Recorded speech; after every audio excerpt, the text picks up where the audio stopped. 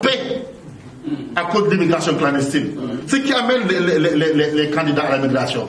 Mais ce qu'on appelle les capitaines, ce sont des pêcheurs. Soit c'est eux qui amènent, soit également ils vont partir et laisser également le secteur. On est en face d'un risque d'implosion sociale, économique, mais également financière, parce que le trésor public n'aura pas à engranger des ressources.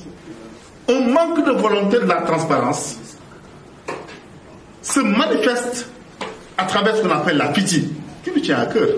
Un président public qui prend un engagement en février 2016, 2017, 2018, 2019, 2020, 2021, cet engagement qu'il a pris ouvertement n'est pas jusqu'à présent concrétisé. Ça pose un problème. Le secteur de la pêche, je le répète, je le réitère, est très mal administré. Cette mauvaise administration peut même étendre ses tentacules vers un manque de respect. Il y a quelques mois, le président de la République avait décidé d'organiser un conseil présidentiel pour la pêche, le secteur de la pêche.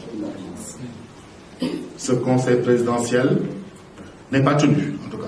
Pour un secteur qui emploie des milliers de personnes, pour un secteur qui joue un rôle fondamental pour l'alimentation des Sénégalais, pour un secteur qui injecte des milliards dans l'économie nationale, aujourd'hui on est en train d'observer, d'assister à une dégradation d'un secteur aussi stratégique que la pêche au niveau du Sénégal. Au vu et au su de tout le monde, de toutes les institutions, depuis que les acteurs de la pêche ont commencé à crier, je n'ai pas vu les parlementaires mettre en place une commission d'enquête pour savoir ce qui se passe dans le secteur de la pêche. Au moment où les autres pays, que ce soit l'Union européenne, sont en train également de développer des politiques pour préserver un bien également qui leur est assez cher, le poisson.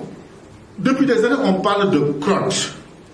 Mais on se rend compte qu'un outil aussi stratégique, aussi important que le crotte, qui doit faire la recherche, pour nous dire, vous avez du poisson ou vous n'avez pas, pour nous dire, voici comment est-ce que vous devez l'utiliser. Cet instrument n'est pas financé, ou bien est sous-financé, ou bien dispose d'un budget dérisoire pour faire également le travail. Ne serait-ce que pour avoir les moyens de pouvoir aller en mer et faire les recherches nécessaires. On est en train de minimiser, de détruire, comme si c'est une volonté de détruire le code pour ne pas connaître la vérité sur la ressource halieutique. On peut acheter des camions philographiques. On peut distribuer également des pirogues à fibre de verre, même en fibre d'or. Mais quand on n'a pas la ressource en tant que telle, qui doit permettre aux acteurs de vivre, quelle est l'utilité de ce type d'investissement? À part que c'est de la politique politicienne. Si, de façon sérieuse, le gouvernement, le président de la République en tête, ne prend pas à bras le corps ce secteur, nos côtes risquent d'exploser. Si les gouvernants ne prennent pas à bras le corps le secteur de la pêche, l'Europe n'aura jamais la paix à cause de l'immigration clandestine.